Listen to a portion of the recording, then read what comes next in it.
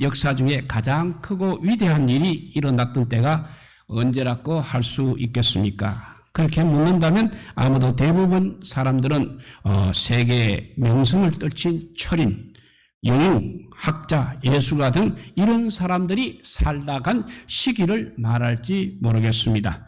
그런데 나폴레옹이 센트 헤레나 섬에 정배되어 갔을 때 이렇게 말했습니다. 나는 나의 모든 생애를 넉넉히 잊을 수는 있으나 예수 그리스도의 생애는 결코 잊을 수가 없다고 했습니다. 비록 작은 나라에서 비록 화려하지 않은 극히 천박한 삶을 살아가셨지만 예수 그리스도의 생애야말로 인류 역사의 가장 위대한 기간이었음을 누구도 부인할 수 없을 것입니다. 예수님께서 이 땅에 사신 그 33년은 역사의 중심이며 역사의 전환점이었습니다. 특히 그 중에서도 더 중요한 기간은 공생의 3년 3개월이었을 것입니다. 다시 이 기간 중 더욱 중요한 기간을 말한다면 십자가에 돌아가시기 전 바로 일주일간의 기간일 것입니다. 그래서 우리는 이 기간을 종료주일부터 부활주일의 한 주간을 특별히 거룩한 주간 혹은 고난주간으로 지키면서 예수 그리스도의 수만의 의미를 회개하는 자세로 되새겨보고자 하는 것입니다. 오늘 10절 말씀해 보니까 찬송하리로다 주의 이름으로 오시는 이여 하늘에는 평하여 가장 높은 곳에는 영광이로다 했습니다. 오늘은 세계적으로 모든 교회가 뜻있게 지키는 종료주일입니다. 오늘 본문은 우리 예수님의 생애 중에 제일 즐겁고 제일 화려한 날의 한 장면인 것입니다. 예수님께서 베다니의 제자들을 보내셔서 나귀를 몰게 하여 그 나귀를 타고 이제 예루살렘으로 입성하고 있는 것입니다. 이때 제자들은 기분이 너무 좋아서 어쩔 줄을 몰라 했습니다. 그래서 옷을 벗어서 안장을 만들었습니다. 그리고 남은 옷을 길가에 깔아 카페트를 만들었습니다. 그리고는 호산나 찬송하리로다 주의 이름으로 오시는 이여 하고 기뻐하였습니다. 나면서부터 환난과 핍박이 겹쳤던 예수님께서 이제 예루살렘에 입성하실 때 많은 무리들이 찬송하리로다 주의 호산나 주의 이름으로 오시는 이여 라고 영접을 했던 것입니다. 예수님께서 지시할 그 십자가를 바라보며 예수님께서는 앞으로 지시할 그 십자가를 바라보며 올라가고 계셨습니다. 그런데 사람들은 그런 십자가 내용은 전혀 알지 못하고 다만 그 능하신 일을 인하여 하고 한 것을 보게 되면 예수님을 따라다니던 사람들이 예수님을 통하여 행하신 기적으로 주어질 행복만을 위하여서 이렇게 왕으로 모시려고 옹이하고 있는 것을 알 수 있는 것입니다. 그 사람들을 보니까 죽었던 사람을 그 사람들이 그때 그 환호했던 그 사람들이 보니까 예수님을 보니까 죽었던 사람을 살리지 뿐만 아니라 보리떡 5개로 많은 사람을 먹고 남게 하기도 하고 바닷물도 잔뜩게 하는 등 여러 가지 이적을 행하는 것을 볼 때 이 예수님을 그들의 왕으로 모시면 세상의 모든 문제가 해결되리라는 그런 잘못된 사상으로 이렇게 예수님을 영접하고 예수님을 왕으로 모시려고 했던 것입니다. 그러나 예수님께서는 하나님의 뜻을 이루기 위하여 스가랴서 9장 9절에 예언한 대로 나귀 새끼를 타고 지금 예루살렘에 입성하고 있는 것입니다. 제자들과 수많은 사람들은 자기들의 겉옷을 길가에 펴고 나무가지를 꺾어서 손을 흔들며 호산나 다윗의 자손으로 오신 왕이라고 소리를 질렀습니다. 마치 김소월의 시 진달래꽃에서 영면에 약산 진달래꽃 아름다다 가신 길에 뿌리 오리다 가시는 그름그름 놓인 그 꽃을 사뿐히 절여받고 가시옵소서의 한 장면을 연상시켜 주고 있는 것입니다. 우리는 이날을 종료주일로 기념하여 지키고 있습니다.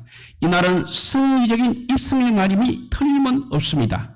스가랴서 9장 9절을 한번 읽어보면 시온에 따라 크게 기뻐할지어다. 예루살렘의 딸들아 즐거이 부를지어다. 너의 왕이 임하나니 그런 공의로우시며 구원을 베푸며 겸손하여서 나귀를 타리니 나귀의 작은 것 곧 나귀 새끼니라 했습니다. 예수 그리스도는 분명히 왕이십니다. 그러나 그의 왕국은 지상에서의 그의 선교 기간 동안 사람들에게 잘못 이해되어 왔습니다. 사람들은 모두 그를, 예수님을 세상의 왕으로 군림할 그런 분으로 보았습니다. 그러나 모든 사람들이 바라는 그러한 왕이 되기를 예수님은 원하지 아니하셨습니다. 예수님에 대한 왕으로서의 상징의 의미는 인간 영혼의 깊은 요구에 응답하는 데 있었기 때문입니다. 이러한 의미를 오늘 본문에서 우리가 나귀와 예수님과 나무가지의 관계에서 한번 찾아보려고 합니다. 예수님은 나귀 새끼를 타셨다고 했습니다. 여기서 나귀 새끼의 의미를 아까 읽은 스가랴서 9장 9절에서 찾아보면 나귀 새끼는 바로 겸손의 상징이 되겠습니다. 그리스도인의 승리적인 삶의 원리라 할 수 있겠습니다. 우리가 사는 삶의 기본적인 자세는 마치 주님께서 쓰시는 이 새끼 나귀와 같은 데 있다고 할 수 있겠습니다. 비록 힘이 모자라 끙끙 앓으면서도 힘을 다해서 주님을 등에 모시고 사는 삶이 되겠습니다. 이 나귀 새끼의 삶이야말로 때로는 예수 믿는 것이 괴롭고 부담스러울지라도 오히려 예수님을 십자가를 그 등에 진 기쁨으로 사는 삶인 것입니다. 만일 등에 진 이 십자가가 싫다고 내려놓게 되면 그리스도인으로서의 의미는 없어지는 것입니다. 때문에 주님께서는 우리들에게 나를 따라오려거든 자기 십자가를 지고 따르라고 말씀하셨습니다. 자기 자신이 겸손히 엎드려져야 주님이 나의 왕이 될 수 있는 것입니다. 만일 이것을 못 참고 엎드려 있지 못하겠다고 뻘떡 일어서게 되면 그만 내 등에 타신 주님은 떨어지실 것입니다. 즉 나의 삶은 예수님이 없는 모습이 되고 만다는 뜻인 것입니다. 생각해 보십시오. 예수님이 없는 신자가 무슨 소용이 있겠습니까? 그런데 오늘 우리는 십자가를 등에 지고 사는 그런 자세가 아니라 혹시 호주머니에 넣고 다니는 정도이거나 장식품 정도로 생각하고 있지는 않습니까? 혹 십자가를 짓밟고 다니는 생활을 하고 있지는 않으십니까? 이 종려 주일에 지금까지 살아온 우리의 모습을 한번 깊이 생각해 보시기 바랍니다. 그리고 십자가에 대해서 찬송가 341장의 가사 십자가를 내가 지고 주를 따라갑니다 와 같은 결심과 고백을 할 수 있기를 바랍니다. 인간이란 것은 참으로 간사합니다. 예수님을 향하여서 호산나 하던 이 사람들이 며칠 사이에 그를 십자가에 못 박아서서라고 아우성치는 행동으로 바꿔지고 말았습니다. 요한복음 1장 11절에 보면 자기 땅에 오매 자기 백성이 영접하지 아니하였다고 하신 말씀과 같은 행동인 것입니다. 이렇게 영접하지 않은 백성이었지만 이러한 백성들에게 주님은 오히려 자기 자신을 드리기로 약속한 것입니다. 로마 투기사들이 야수들과 싸우기 위해서 투기장에 섰을 때 그들은 운용격장에 모인 많은 군중들에게 죽을 사람이 지금 문안하고 있습니다 라고 인사했듯이 예수님께서는 죽음을 기대하시며 사셨습니다. 그러나 그 죽어야 한다는 사실에 놀라움이 없었던 것입니다. 그는 죽음을 결코 충격적인 것으로 받아들인 것이 아니라는 것입니다.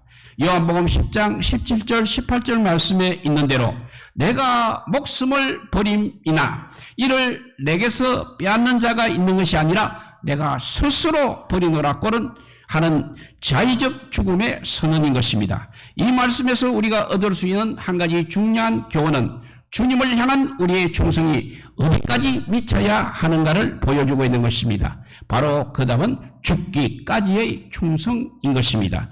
죽기까지의 충성을 잊지 마시기 바랍니다.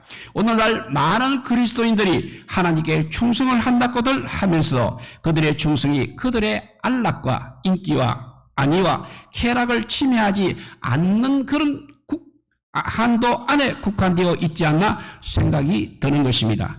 이번 고난주간 동안 우리는 예수님의 이 사건을 묵상하면서 하나님을 향한 우리의 충성을 재확인해 볼 수 있기를 바랍니다. 끝으로 이들이 사용한 나무는 두 가지 대조적인 의미를 가진 나무였음을 주목할 수 있습니다. 첫째, 종려나무는 기쁨의 상징입니다. 미래에 대한 전망입니다. 그래서 결혼식에 종려나무가 사용되기도 하는 것입니다. 그러나 버드나무는 반대로 슬픔과 포로와 죽음을 상징하는 것으로 장례식 때 사용하기도 하는 것입니다. 그런데 왜 이 두 나무를 함께 사용하였겠습니까? 그 이유는 이것이 바로 고난의 신비이기 때문인 것입니다. 이 두 나무 가지를 연결시켜 보면 그리스도인의 기쁨은 이 같은 깊은 심령의 속에서 인내함으로 주어진다는 것을 나타내고 있는 것입니다. 바로 여기에 승리적인 삶의 비결이 있는 것입니다. 그렇다면 예수님의 승리적인 입성의 의미는 무엇이겠습니까? 낙이 새끼를 통해서 겸손을 첫째 보여주고 있습니다. 두 번째는 예수님께서 하신 입성의 결단을 통해서 충성을 보여주고 있습니다. 세 번째, 또한 나무가지의 의미에서 우리는 인내를 보여주고 있음을 볼 수 있는 것입니다. 이 종료주일 후 한 주간, 즉 고난주일 동안 예수님의 고난의 승리적 의미를 이 세 가지 겸손과 충성과 인내 세 가지 면으로 다시 한번 우리 모두가 깊이 생각해보고 자신의 생활 원리로 삼을 수 있기를 바랍니다. 사람들이 자기의 겉옷을 벗어서 폈다고 그렇게 하는 것은 최고의 존경 그리고 최고의 존귀를 나타낸 것입니다. 우리는 이렇게 하나님께 영광을 돌리기 위해서 살아야 하겠습니다. 하나님께서 기뻐하시는 일을, 하나님을 존귀케 한 일이라면 우리는 어떠한 희생을 각오하고 들을 줄 알아야 할 것입니다.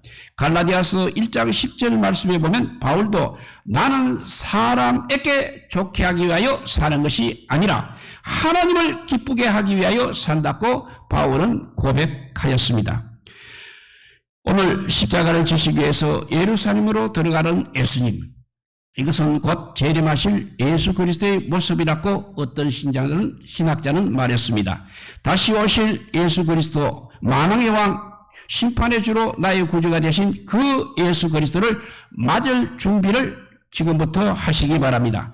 그리하여 이제부터는 주님의 뜻대로 순종하며 예수님의 말씀만 받으며 사시기를 우리 주님의 이름으로 축복드립니다. 기도하겠습니다. 사랑의 하나님 감사합니다. 오늘 아버지 우리 종료주일을 맞이해서 나에게 좋은 일이면 기뻐하고 나에게 반대되는 일이면 배척하는 그 어리석은 군중의 심리가 되지 않게 하여 주시고 오직 주님과 함께 고난을 함께 받을 수 있는 믿음의 사람으로 거듭나는 저희들 되게 하여 주시옵소서. 이제 불언간 주님 오실 날이 가까웠는데 아무런 준비가 되어 있지 않은 저희들을 불쌍히 여기시고 이제는 어떤 고난도 어떤 고통도 어떤 핍박도 다 이겨내며 오직 주님만 붙드는 믿음의 사람으로 거듭나는 우리 모두가 되게 하여 주시기를 간절히 빌고 원하올 때 이 모든 말씀 아무 관계 없으나 우리 구주 예수 그리스도 이름으로 기도드리옵나이다. 아멘. 예, 찬송가 341자입니다. 십자가를 내가지고 우리 찬양하면서 봉헌할 때 장준수 집사님 수고하시겠습니다.